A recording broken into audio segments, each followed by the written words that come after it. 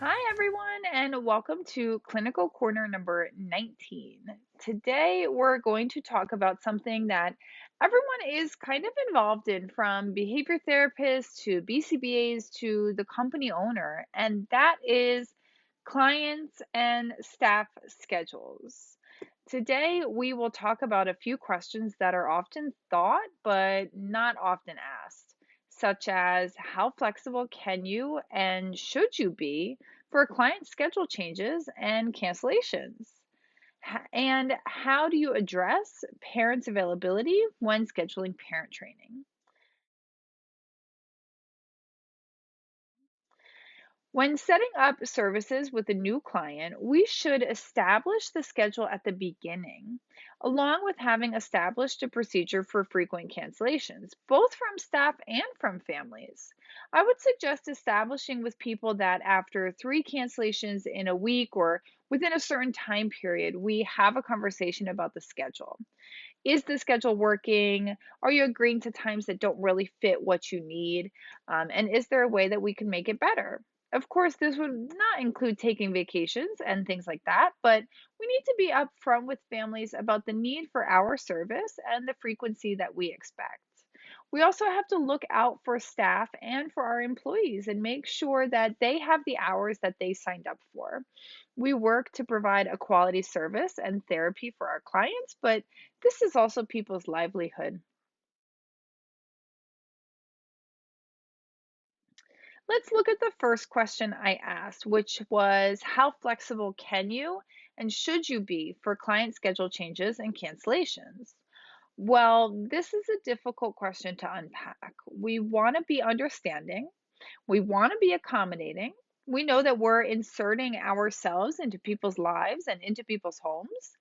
But we also need to be realistic. If you look at the question, I'm really asking not only how flexible can we be, but how flexible should we be?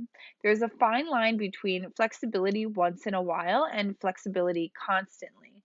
We should certainly be understanding for an appointment or for a family running late who got stuck in traffic, but we shouldn't be switching our schedule every week to accommodate different schedule changes.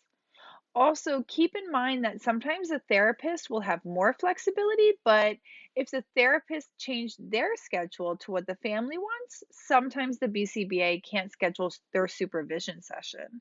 This ultimately affects the service since, as we know, weekly supervision is required to provide an effective service. If this happens frequently, it could jeopardize if the services can even continue because ethically we need to provide frequent and constant supervision. We need to be direct and communicate with our families about how this could affect their staff, but ultimately how frequent changes and cancellations will ultimately affect their child and how they receive the services and the progress that they're potentially going to make. The other question has to do with parent training. Being a busy mom of three myself and having a full time job also, I understand as much as anyone how difficult it is to schedule additional things on top of that already busy schedule. We need to be upfront with families about how important parent training is. Work with families to schedule something that works for them. Can they commit to once a week for parent training, every other week, or even once a month? Schedule it as a recurring appointment with them, maybe every Tuesday at 3 o'clock. Add it to your schedule and add it to theirs and have them commit to that as an appointment. Make sure the parent training targets things that are important to the parents or to the caregivers that you're working with. If it's not functional and you don't show them how important it is and how necessary it is for them and for their child, it's going to be much harder for parents to commit to these sessions. So if we make it functional, we make it important, we set a schedule that's recurring every week or every month or every other week, we should be more successful in providing that parent training. If we notice frequent cancellations of that parent training session, check in with the family to see if that recurring time maybe doesn't work anymore, or try to identify the reason that they're canceling. Do they feel the sessions are not that useful? Do they feel nervous to demonstrate skills in front of you? Are they bothered by data collection during sessions? These are all things that you could talk through with the family and address and help parents feel more comfortable with.